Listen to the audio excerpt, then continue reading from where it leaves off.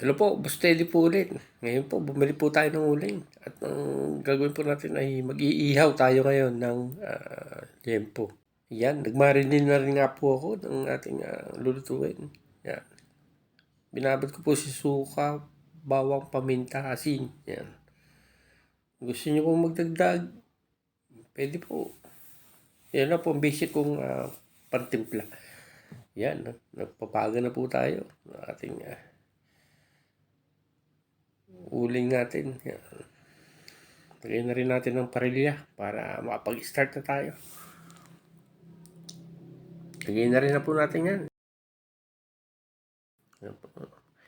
Paminsan-minsan, masarap din po ang ihaw eh. Yung hintay lang po yan. Medyo naluluto na po yung ating inihaw. Para hindi po madry yung ating iluluto, ay yung pinagbabaran po, pwede po nating ilagay yan.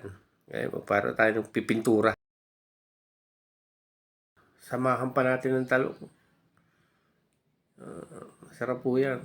Kombinasyon na yan. Kombinasyon ng talong at liempo.